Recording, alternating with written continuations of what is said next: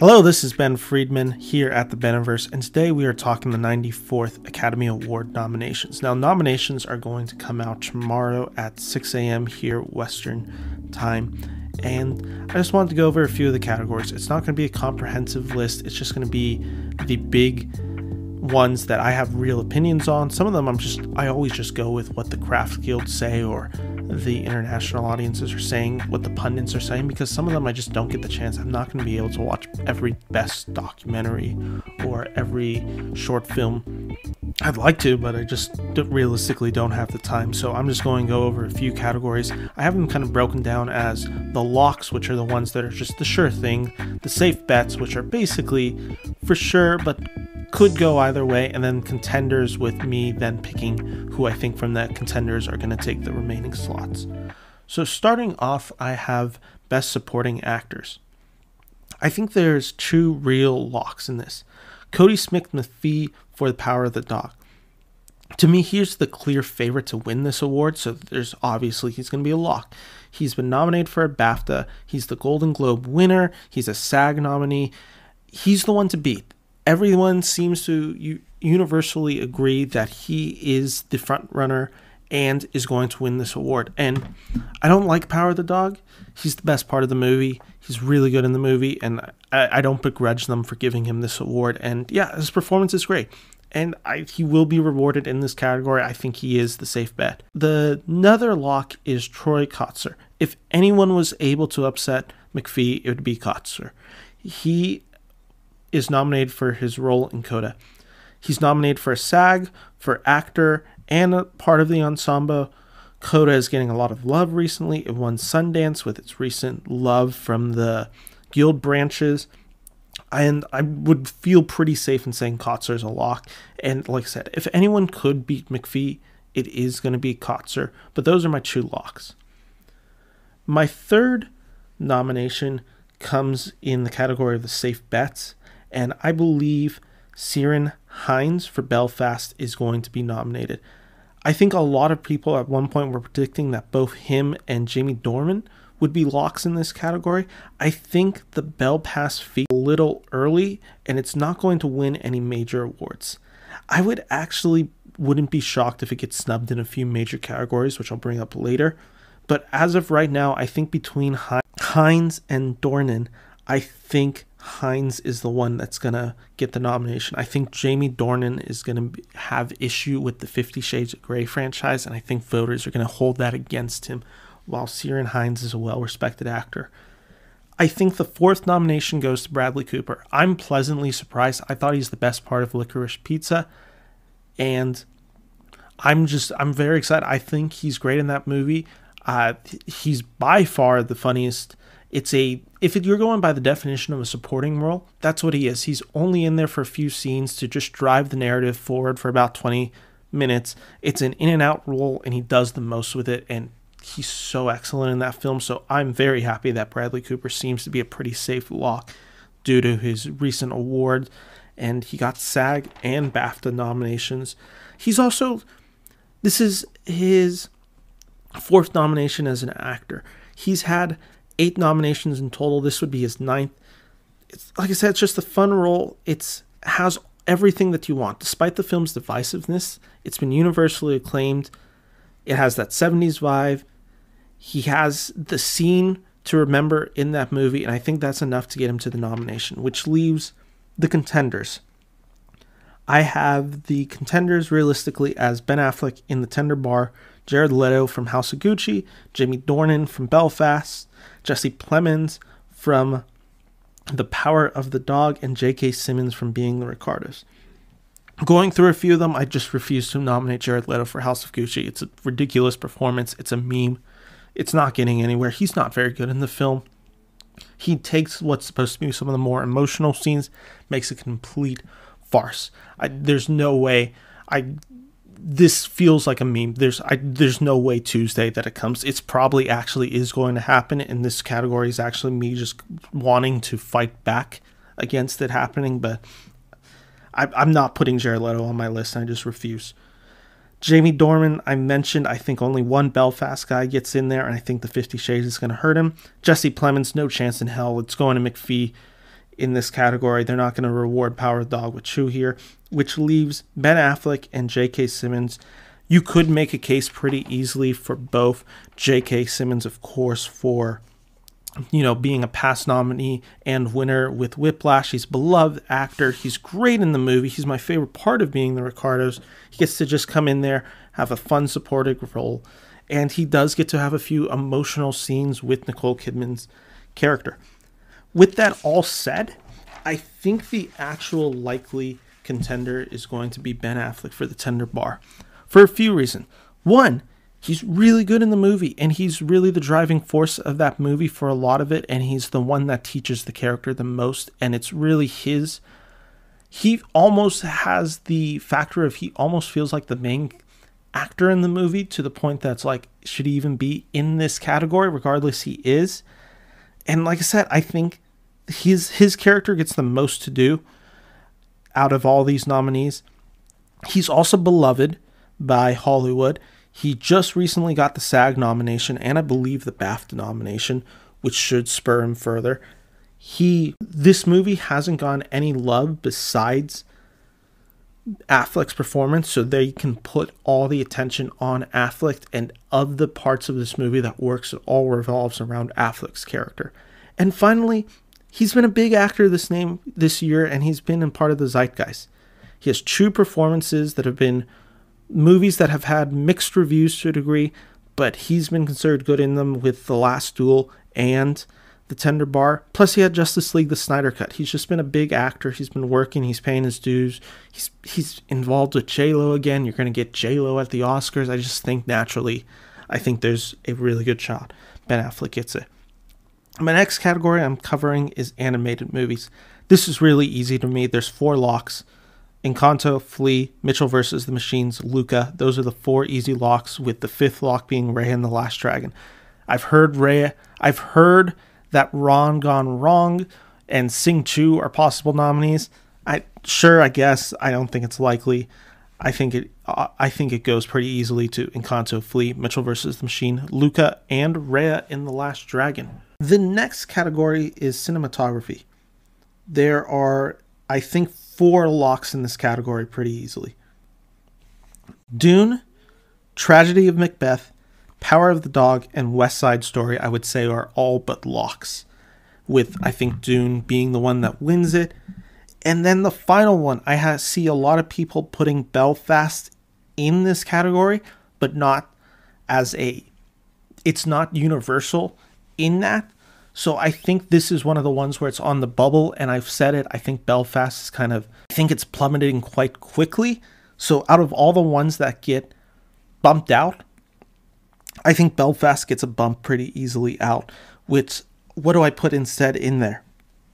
I've seen one film that's been talked about for this category. It's gotten a lot of love, and it is beautiful. I think that's Titane. You're going to have a larger voting audience that is international, which could propel it in. It's got very distinct cinematography, and sometimes the most cinematography just wins. Though, again, this isn't a case of the most. I actually think it is legitimately wonderful cinematography. So I'm putting Titane, not as much as the fact that I think the academies are going to vote it in. I just think Belfast is in trouble of losing its spot. I know it already kind of sounds like I'm crapping on Belfast. I'm not. I actually haven't seen the movie, so I really don't have an opinion of it yet. But just based on what I've seen, what's going on with this movie, that's my bet on what's going to happen. So my nominees for cinematography are Dune, Tragedy of Macbeth, Power of the Dog, West Side Story, and Titane. Costuming, kind of same thing. There are, I think, 4 pretty safe bets, and I'd call them locks, actually. Dune, which is a movie I'm kind of surprised is in costuming. I think it's just the fact that this movie is so popular. It's going to be popular at the award ceremony, and I think all the crafts, everyone's just kind of writing Dune in. There's definitely some good costumes in it. I personally wouldn't put Dune in this category. I think there's other production and craftsmanship in Dune that for sure gets nominated. This is not one of the categories that I think needs to. I think there's a few other movies that could easily be put in there, but Dune seems to be a pretty safe lock. Everyone seems to have it on their list. A lot of times what just ends up happening is they just kind of bundle these big movies into all these categories, and that's where they go. So Dune, West Side Story, Cruella, and Spencer. To me, Cruella should win this, but I think all four are deserving to a degree, and I would be happy to see Cruella or Spencer win it. And the fifth nomination, this is where it gets weird. I've heard there's three that seem to be on the bubble, and that's Cyrano, Belfast, and Nightmare Alley. I think Cyrano's not going to have any real shot at the Academy Awards this year. I think it's just going to be locked out completely.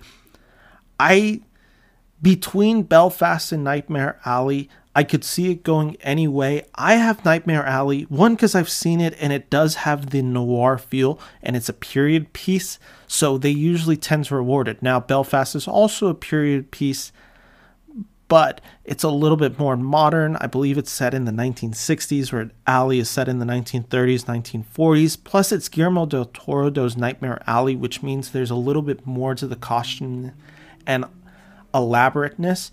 And specifically with Nightmare Alleys, there's a few shots that really rely on the character's appearance, their costuming, makeup, and hairstyle and all that, which I get are different categories, makeup and hairstyling.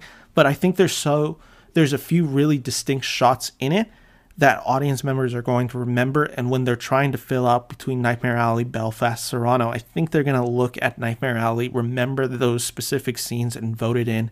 Again, maybe it's also just because it's Del Toro, and honestly, we know for a fact there's a bunch of people who nominate that don't actually end up seeing everything, so they're just going to assume Guillermo del Toro is probably deserving. My next category is makeup and hairstyling. There's three locks to me: Cruella, House of Gucci, Dune.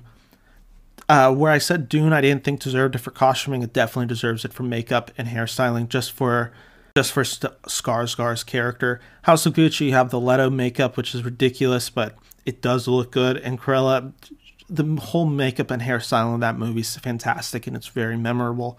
Which leaves a final few slots, which I don't have a safe bet. I think any of these could get in. The safe, or the contenders, I should say. The contenders are No Time to Die, Coming to America, The Suicide Squad, Nightmare Alley, and The Eyes of Tammy Faye. Out of all of those, I think the safest one to me would be The Eyes of Tammy Faye. It is a movie with a lot of makeup, and again, as I've said, sometimes the things with the most just get in, even if I don't think they're the best.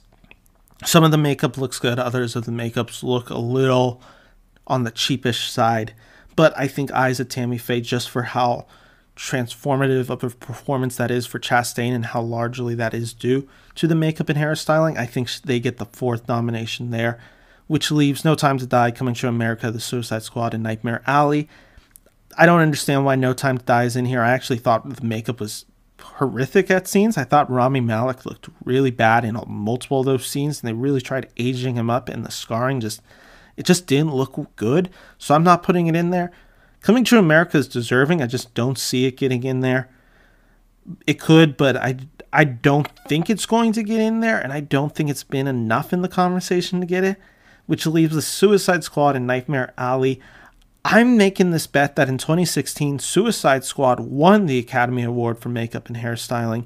I'm going to say that does it again, and it gets nominated in this case, because this version of The Suicide Squad is better in every way, including makeup and hairstyling. So if one of them won it, why wouldn't the other one be nominated? Maybe it's bad logic, but yeah, I'm putting The Suicide Squad. So my nominees are Cruella, House of Gucci, Dune, The Suicide Squad, and The Eyes of Tammy Faye.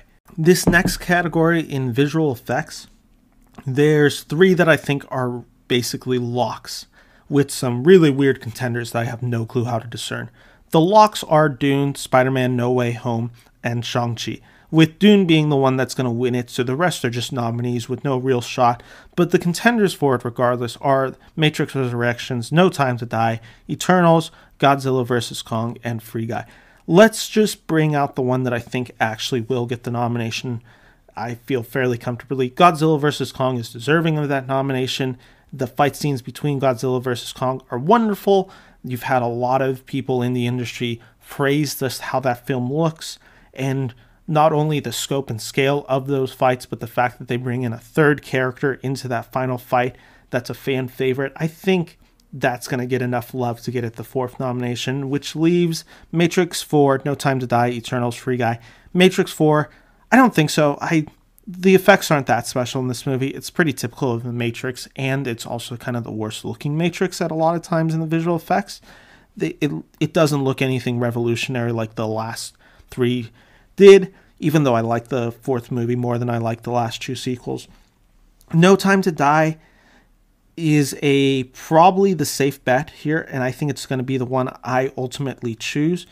More of, not because I think it's actually deserving in this category, but it's more of the fact that Eternals, that would mean 3 Marvel movies get in, which I don't see happening. And Free Guy, while I liked, it wasn't necessarily the visual effects that I remember. So No Time to Die, I think visual effects are subtle in this movie, but I guess there's a good chance it gets in there.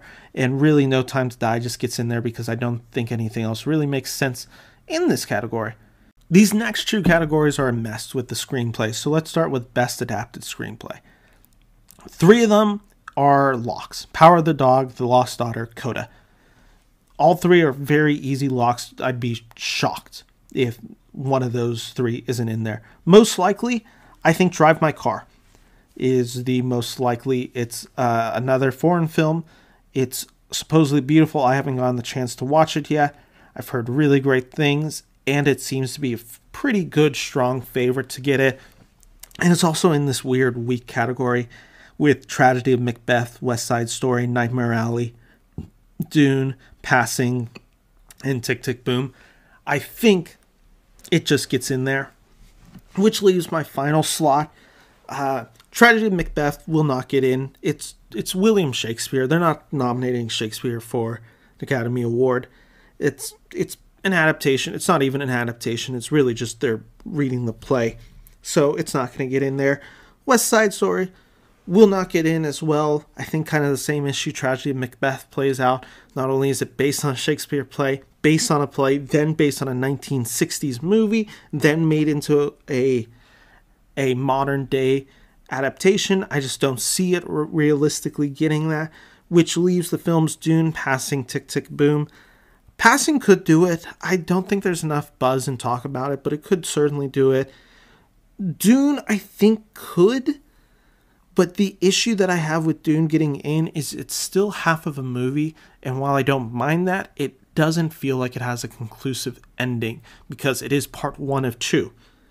And I think people are going to ding it for that, which means I think Tick, Tick, Boom should get in there. It's a great adaptation of a musical. It adds a lot of emotional drama to the musical, and it does a lot. It's, I think, a beloved one, and I think would be well deserving to get in there, which means my Best Adapted Screenplay nominees are Power of the Dog, The Lost Daughter, Coda, Drive My Car, and Tick, Tick, Boom. Getting into Best Original Screenplay, I think there's only one lock that I have, and that's Licorice Pizza by Paul Thomas Anderson. That feels like a very safe lock. I think he's even the front runner to win it, since Paul Thomas Anderson has not won an Academy Award. I think they're going to put him in this, and I think it's going to be a win. The rest, I mean, I really don't have an opinion on it. This was actually kind of a weak year for Best Original Screenplays.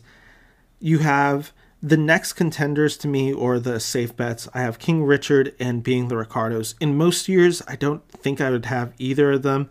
King Richard's is a pretty standard biopic with... I shouldn't say that. It's definitely a little bit more special than that, but that film is not special as much for its story as it is for those performances. And in this year, I think it gets in. Being the Ricardos, I didn't like. I actually think the story was a little bit messy, but it's Aaron Sorkin. There's enough love for the movie from the guilds, from audiences. It's well seen. I think Being the Ricardos gets in there, which leaves a few nominations. There is Belfast, Don't Look Up, Parallel Mothers, Red Rocket, and Mass. I think I haven't seen Belfast, so it's hard for me to say. I'm still protecting that the love is fading for this movie, and I don't think Belfast seemed to be one that everyone agreed was a contender strong, and that it was on the bubble. The one I hate to say that's probably going to make it up is Don't Look Up. It's a terrible movie. I think it's utterly terrible. Just the way it's formatted, the way the story breaks down, there's way too much shift in tones. It's way too long. It needs editing. There's characters that don't make sense. There's motivations that don't make sense. There's jokes that just aren't funny. It's really cynical in nature. I have so many problems with Don't Look Up.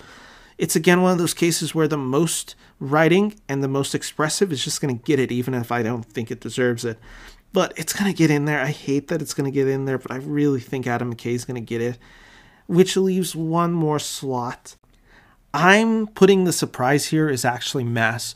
Mass has been a very beloved film with a very important subject matter. This movie relies completely on its screenplay. If this screenplay goes wrong, this movie isn't just bad, it's actually borderline offensive. This film never becomes offensive, and it's actually beautiful. There's been not enough love for Mass, but there's enough of an audience who seems to appreciate it and thinks well of this movie. And I think realistically this is the only nomination it's really eligible for, because I don't think it's going to get a Best Supporting Actor or Actress. It's not going to get Best Picture, Direction, anything like that. If Mass makes its mark, it's going to make it in this category, and I think there's going to be just enough love to get it the 5th nomination. I really hope so. So my nominations again for Best Original Screenplay are Licorice Pizza, King Richard, Being the Ricardos, Don't Look Up, and Mass. And in a typical year, I would not nominate 3 of these. Specifically, I would not nominate Being the Ricardos and Don't Look Up. Normal year, those are terrible films to get nominated in, but they're going to get in this year. My picks for Best Supporting Actress. There are 3 that feel really safe. Ariana DeBose for West Side Story. She's the lock to me. I can't believe how much her stock has risen recently, just after hosting SNL, after the love she's received for West Side Story. She took over Kirsten Dunst, who felt like she was the preemptive winner, and I think DeBose is going to win it, which is really impressive for a performance that already won an Academy Award for Rita Moreno. The fact that she's going to do it for the same character in the same movie, 40, 50 years later, really impressive, and I think it's well-deserved from what I've heard. I really want to see West Side Story. It's been the one that I haven't been able to see because it's not playing in theaters where I am anymore, and I didn't get the chance to see it. The week I was going to see it, I had a COVID scare and couldn't go. But I'm just riding the love of Ariana DeBose, who I've been quite charmed with, and I think she gets it. I think she's going to be one of those young actresses who gets it and just kind of showcases how strong she starts. And usually they'll award Best Supporting for newcomers and not Best Actor, so I think she has a chance. Kirsten Dunst for Power of the Dog. She was the preemptive favorite, and I still think she's a contender to win it, so she's number 2. And 3 is Katrina Ball for Belfast.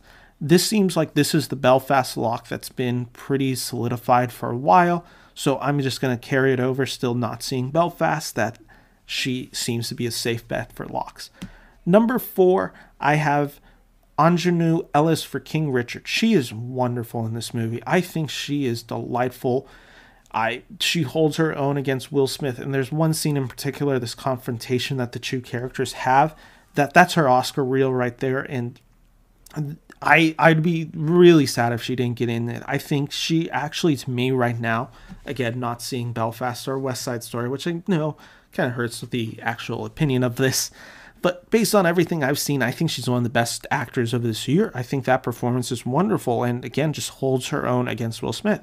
In terms of contenders, I think there's a few. Cate Blanchett, Ruth Negga, Marlee Matlin, I think are the 3 contenders.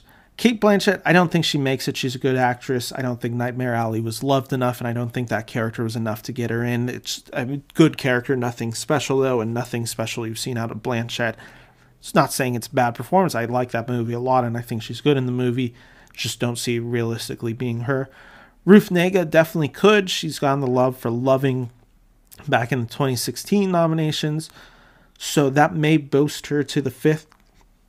But I'm actually making the prediction that a rising tide lifts all boats, which is putting Marlee Matlin in for Coda. She won her first Oscar at the age of 21, becoming the youngest winner in this category. That was also her last nomination of what I'm aware of for her film Children of a Lesser God. Its success at the Guild Awards makes me think that The Love for Coda is going to get some surprise nomination, and I think Matlin is fully deserving, and I'd really love to see Matlin in. I really hope Marlee Matlin gets in. Nothing against Ruth Negga, who I also thought gave a really beautiful performance. Just personal preference, if we're putting them in, I want Marlee Matlin in it. So, my votes for Best Supporting Actress are Ariana DeBose for West Side Story, Kirsten Dunst for The Power of the Dog, Katrina Bell for Belfast, Anjanou Ellis for King Richard, and Marlee Matlin for Coda. For Best Director, there's 3 that I feel like are really safe locks. Steven Spielberg for West Side Story, Jane Campion for Power of the Dog, and Denis Villeneuve for Dune. Jane Campion seems to be the front runner to win it. Sure, I mean, again, not a film I liked. Film looks beautiful, so I'll give her that credit. I put that more on the cinematography, but whatever. Regardless, she does seem to be the preemptive favorite. You know my opinion on Power of the Dog. It's, to me, this category is whatever. I don't want her to win, but it seems inevitable at this point. It's Steven Spielberg. How do you not nominate him? And from everything that I've heard, West Side Story is magic, and even the bad Steven Spielberg movies get nominated, and from everything I've heard, this is not one of them. Denis Villeneuve, Dune, great movie, great direction. He gets in. The 4th one feels pretty safe. I'm putting it as a safe bet. I have Paul Thomas Anderson for Licorice Pizza. I think he's going to get the Best Original Screenplay, but I also think they just put him in this, and they give him his first Oscar win for writing, as they've done with Quentin Tarantino and Spike Lee. That's how Paul Thomas Anderson's going to get his. And my big shocker coming in at number 5, I have Ryusuke Hamaguchi for Drive My Car, which means Kenneth Branagh is not making my list. I have Belfast missing out in this category. The reason I have it, again, is that love for Belfast seems to be declining quick, and I think this is the loss that if it has, which, again, it's not likely. I'm probably wrong that it doesn't get in this category. I just feel like Drive My Car has a really good chance because they always seem to put one Best Director of a foreign movie in there. Last year was Cold War. Obviously, Bong Joon-ho for Parasite. You had Roma from a few years ago with Alfonso Cuarón. I just think that's a pretty safe bet that Hamaguchi could make it in, which his odds right now, according to DraftKings, is plus 2,500, while Branagh is plus 650. I think that's a great bet because that means if you bet $10, you could get 250. And like I said, I'm kind of betting that Branagh could not make this category and that this is going to be the shock. And if this does happen, ruins all chances of them winning Best Picture. I really think him going from the clear favorite in this category to maybe even not being nominated is such a huge decline, and I'm kind of betting on it. The other ones that could be nominated are Maggie Gyllenhaal and Sian Heder. I really do believe you're either going to see Branagh or Hamaguchi. I'd be really surprised if you saw Gyllenhaal or Heder. Best Actor. I have a big one coming up. The locks are obvious. It's Will Smith for King Richard, Andrew Garfield for Tick, Tick, Boom, and Benedict Cumberbatch for The Power of the Dog. They're all obvious with Will Smith winning it. I think Andrew Garfield's wonderful. I prefer his performance in Tick, Tick, Boom, but it's not to take away from Will Smith's performance. It's just equally as good in King Richard. I just like Garfield a hair more. But I'm not going to begrudge Will Smith if he wins this award. I'm really happy that if he wins this award, I think he was wonderful in King Richard. Cumberbatch, to me, I wouldn't put him in there. I get that he's good, but to me, he's Benedict Cumberbatch in this movie in the sense that he's a good actor, but it's nothing I haven't seen from him before. Most likely, Denzel Washington. There's that old joke that there's some actors that you could watch read a phone book and they would get nominated. Denzel kind of proves that you can just watch an actor perform Shakespeare and they're going to get nominated. And I can't say you're wrong. He's really good in The Tragedy of Macbeth. The Tragedy of Macbeth to me feels like a movie that I have no intention of ever watching again solely because I'm not in high school and don't need to refresh on Macbeth. But if I had to watch a Macbeth movie, it probably would be Denzel Washington's version. This is going to be the go-to version of Macbeth for high schoolers for a while. This is the one they're going to watch day before their test. So good job, Denzel, for that. And then in contention, I think you have Javier Bardem for Being the Ricardos, Peter Dinklage for Serrano, Simon Rex for Red Rocket, and Leonardo DiCaprio for Don't Look Up. I'm going to take out a few real quick. No way in hell DiCaprio gets in it. I get he has the love. Just not going to happen. Dinklage for Serrano. That film just had a butchered release for a while. It was supposed to come out end of 2021. Then it got pushed back, and it's now not going to come out until post the Oscar voting season. How's it going to get in? I just don't see how that's realistic that Dinklage is going to get it. Simon Rex, I've heard, is great in Red Rock. I really want to see that movie. It's actually going to become available to buy the day Oscar nomination comes out, and I have it pre-ordered to see it that day. I'm really excited to see that movie. It hasn't been playing in Sacramento. The smart money is saying that Javier Bardem for Being the Ricardos is going to be the 5th spot. He has the PGA nomination for Best Movie, or I should say the movie has the PGA nomination for Best Movie. Plus he's got the SAG nomination behind him as well, for a performance that, honestly, I think Nicole Kidman kind of does way more with this role, and I think it's just Javier Bardem being charming in it. So I'm saying he won't get in this category, which that means I've now said everyone who I've listed will not get in this category, which means I have to have an upset. And that upset to me is I'm shocked the odds are so stacked against him. I'm calling the upset now. He's going to get in due to the love voters have for him. Watch that Hollywood Reporter roundtable where they have the 5 actors talking to one another, and look at the way Andrew Garfield, Dinklage, Majors, all of them, look at the way Cumberbatch just looks at this guy and the awestruck they have at him. He's a bigger than life persona. He's an Academy Award winner. The fact that he's at 75-1 odds right now is ridiculous. He has plus 7,500 odds payoff. If you bet $10, that's a $750 payout. And that's Nicolas Cage for Pig. Nicolas Cage is amazing in Pig. This is a performance that came out to July, and it's been still getting buzz since. People want to see Nicolas Cage in this category. They love Nicolas Cage. His peers admire him, and that's honestly the most important. SAG makes up, which SAG, if you don't know, is the Screen Actors Guild Association. They make up the largest voting branch in the Academy. There's going to be a lot of love and a lot of want to get Nicolas Cage in there.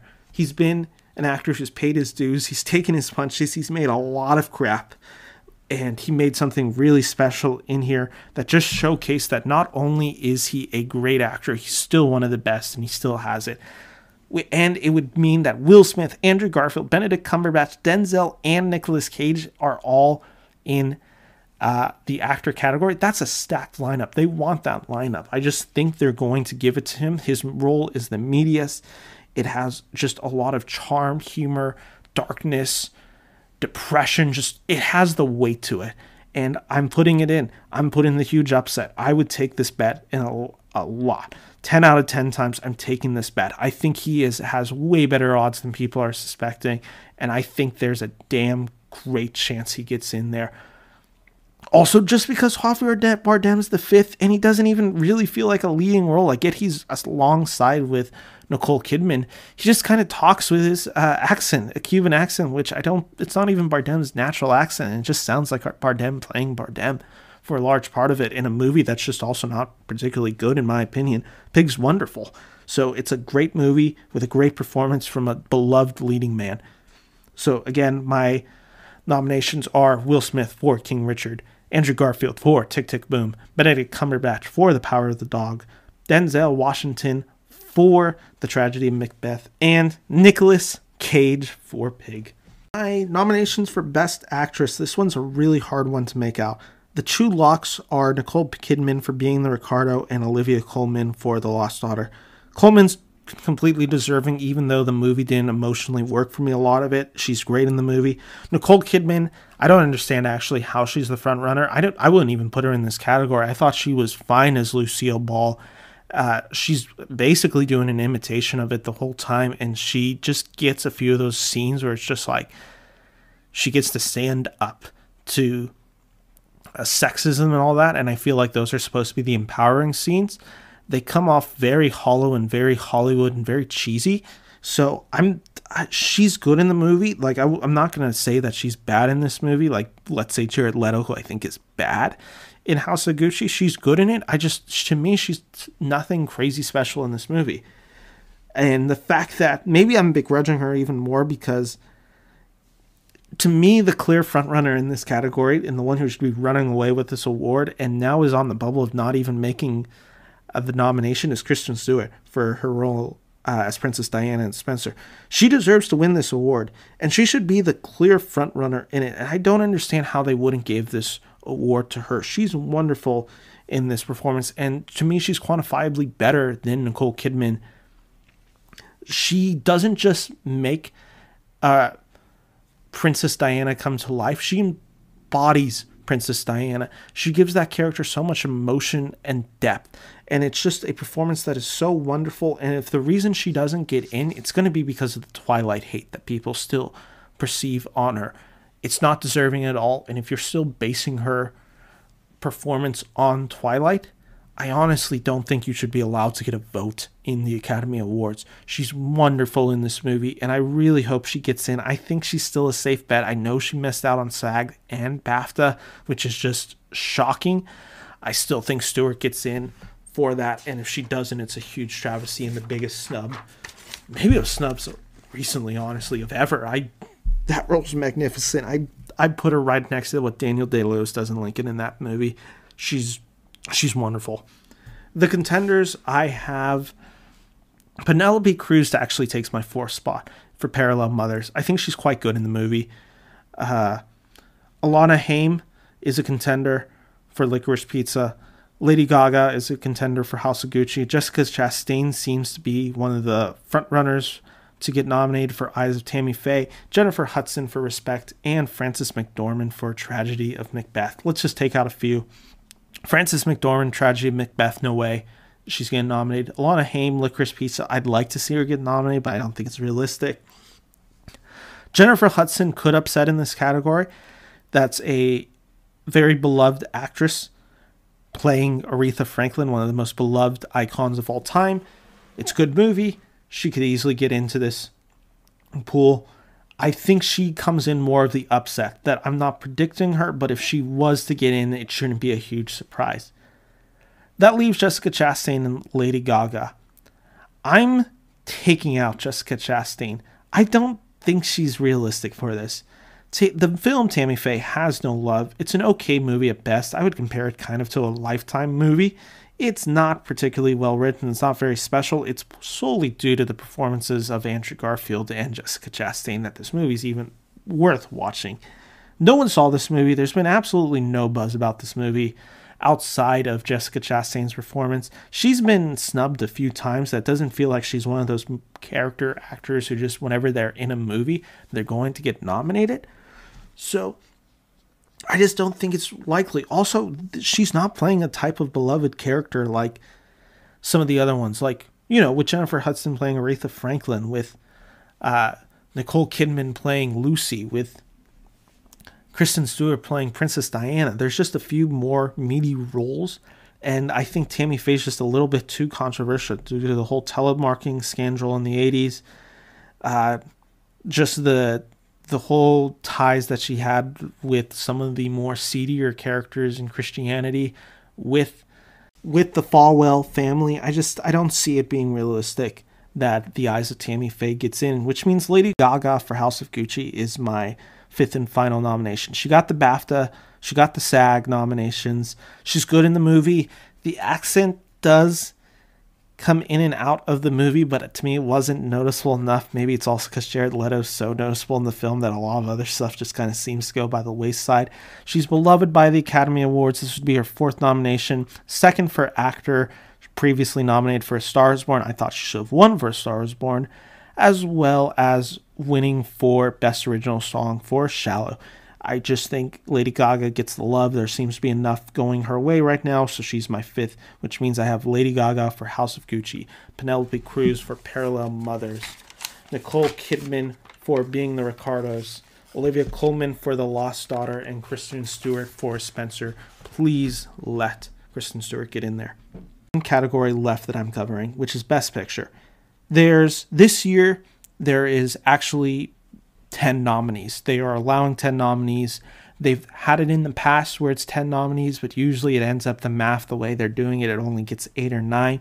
This is the first case since I think 2010 that there's actually going to be 10 nominees, which makes this category impossible to judge. There's 6 to me that feel like safe bets, and that's The Power of the Dog, Coda, West Side Story, King Richard, Dune, and Belfast. Those 6 are, to me, locks. Most likely, safe bets, I think Tick Tick Boom and Licorice Pizza. Licorice Pizza is a little divisive, but ultimately it's Paul Thomas Anderson, and there's more love than it than not that I've seen, and I think it gets in there. That leaves a few contenders. I have Being the Ricardos, Spider-Man No Way Home, Spencer, Tragedy of Macbeth, The Lost Daughter, Nightmare Alley, Drive My Car, Flee, and Don't Look Up. The 9th one, I'm going to write in right now. I'm going to say Being the Ricardos gets it, even though I don't think that movie's, again, particularly good. This one's just completely momentum based in the fact that it's going to have at least one nomination in Best Actress, possibly even up to 3 if Bardem and J.K. Simmons get in there. It's gotten a lot of love from SAG, PGA, BAFTA, all those nomination awards. Aaron Sorkin's beloved in Hollywood. I see this all giving it the 9th nomination. 10th, let's just take out a few that aren't making it. Spider-Man No Way Home, I wanted to make it. It's not going to. Spencer, not going to make it. Tragedy of Macbeth, no way. Lost Daughter, not realistic. Nightmare Alley, I've heard a lot of people who have it on as their 10th. I don't think it's going to happen. Wouldn't be the biggest shock if it does, but I'm not betting on it, which means I have 3 movies left: Drive My Car, Flee, and Don't Look Up. Notice that 2 out of the 3 are foreign pictures, and I am actually putting a bet on one of these foreign films getting into the 10th slot. Maybe it's because I refuse to put Don't Look Up on there. This movie's too divisive. Let's see how Don't Look Up gets in there. There's been a ton of detractors. There's been a lot of think pieces on this movie.